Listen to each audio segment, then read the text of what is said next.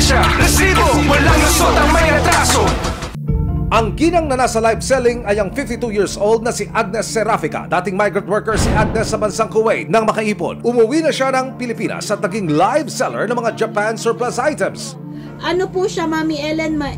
Ako lang po ang nagtatrabaho. Asawa ko po wala rin yung trabaho. Tatay ko, nakita nyo naman po, 75 years old na po tatay ko, nagme-maintenance yan. Ako lang po ang bumubuhay sa amin lahat. May dalawa po akong anak, yung panganay ko, sa akin po siya nagtatrabaho. Sa loob ng 3 taon niyang pagla-live selling, ngayon pa lang daw niya naranasan ang ganitong insidente. Kung sa ngayon po talaga, nandito pa rin po yung sobrang trauma pa rin po ako doon sa mga nangyari. Kasi lagi po sila nagpa-flashback sa ulo ko. Parang lagi nakikita ko yung mga suspect. Dahil every time na may mga motor na mag-i-stop dito sa amin, yun talaga yung una kong pumapasok yung takot. Hindi pa rin po siya nawawala, kaya hanggang ngayon pa rin is hindi pa rin po ako nakakapag-live, nakakapagtrabaho ng maayos. Ang live video ng hold-upan nangyari dito sa maliit na garahe ng bahay ni na Agnes noong hapon ng September 4, 2023.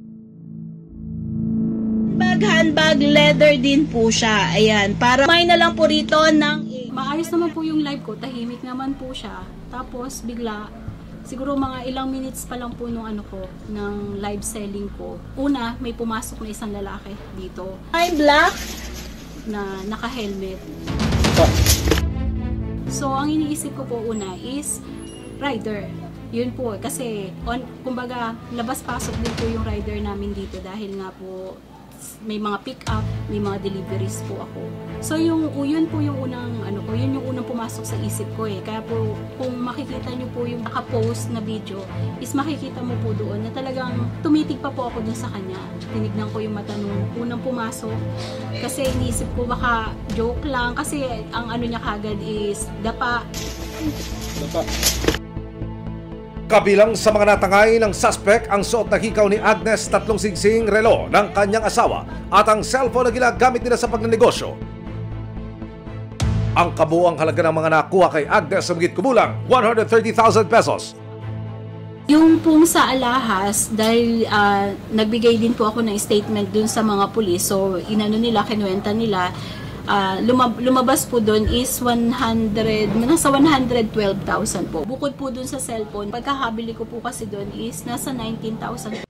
Matapos ang pangyayari, agad naman silang nagtungo ng kanyang asawa sa Barangay Hall sa Dita, Santa Rosa, Laguna para i-report ang insidente.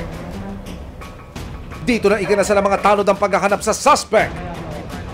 Kaya po nalaman po namin na may hold-upan po dito sa Santa Rosa. May tumawag po.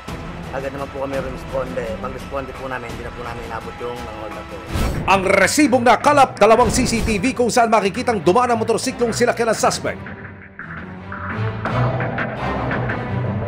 Dito na rin napag-alaman na hindi lang pala isa, kundi 2 lalaki ang hold-up kay Agnes.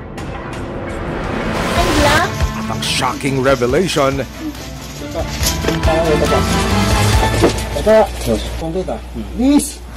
so parang iniisip ko, may narinig na ako na ganung boses. So hindi ko lang po talaga ma-pinpoint na nakausap ko na ba siya? Or kilala ko ba siya? So, ebidensya, resibo, walang lusot ang may atraso.